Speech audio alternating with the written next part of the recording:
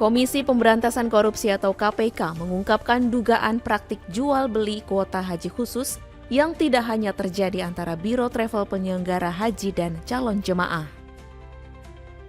Belakangan KPK menduga adanya juga praktek jual beli kuota haji khusus yang terjadi antara Biro Penyelenggaraan Haji. Juru bicara KPK Budi Prasetyo mengatakan, praktik ilegal ini bermula dari pembagian kuota haji tambahan yang dilakukan Kementerian Agama. Kuota haji tambahan sebesar 20.000 dibagi secara proporsional, yaitu 50% untuk haji khusus dan 50% untuk haji reguler. Mekanisme tersebut menyalahi aturan undang-undang tentang penyelenggaraan ibadah haji dan umroh, di mana pembagian adalah 92% untuk haji reguler dan 8% untuk haji khusus.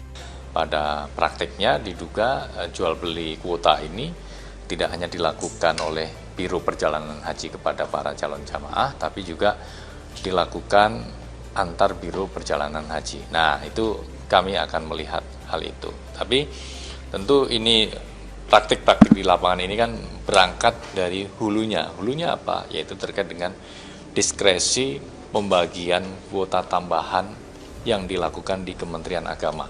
Diketahui KPK tengah menyidik kasus dugaan korupsi terkait penentuan kuota haji tahun 2023-2024 di Kementerian Agama yang terjadi pada masa kepemimpinan Menteri Agama Yakut Khalil Qaumas.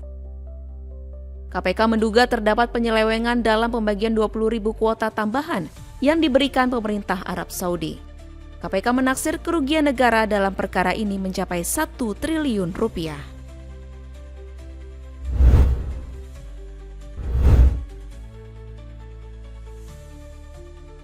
Presiden Prabowo Subianto telah melantik Ahmad Doviri menjadi penasihat khusus Presiden bidang keamanan, ketertiban masyarakat, dan reformasi Polri. Menanggapi pelantikan tersebut, Kapolri Listio Sigit Prabowo menyatakan institusinya siap menindaklanjuti apa yang menjadi kebijakan Presiden Prabowo, termasuk melalui pembentukan tim reformasi Polri.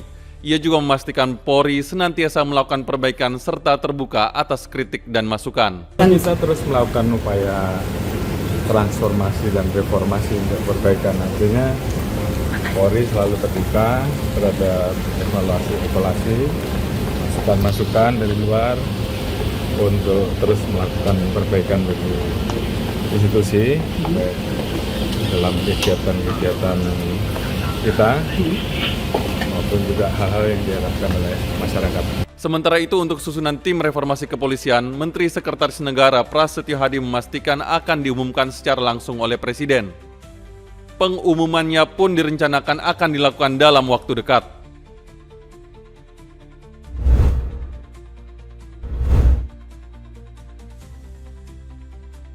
Tim Nasional Futsal Belanda atau The Orange memberi coaching klinik kepada ratusan anak-anak di lapangan My Futsal Jakarta. Pelatih Timnas Futsal Belanda Miguel Andres Moreno mengungkapkan dalam coaching klinik ini dirinya berbagi pengetahuan dan pengalaman timnya bermain futsal kepada anak-anak di Jakarta. Ia juga mengaku mengagumi perkembangan futsal di Indonesia yang meningkat tajam dalam 1 tahun terakhir. Perkembangan olahraga tersebut menurutnya semakin baik dan populer di Indonesia. Development of futsal in Malaysia has been amazing in the last year. They are doing a lot of effort, making a big investment, building a very good competition, having a lot of fans, a lot of followers. So it's getting very big. Futsal in Indonesia. And about the clinic, the main thing we want to do is to engage kids to the sport, show them how fun this sport is, and just to provide them a very good experience. So that's the main goal of this. Saat ini, Timnas Futsal Indonesia mendapat sorotan dunia lantaran menduduki peringkat FIFA 23. Peringkat ini mengalahkan Belanda yang berada di posisi 28.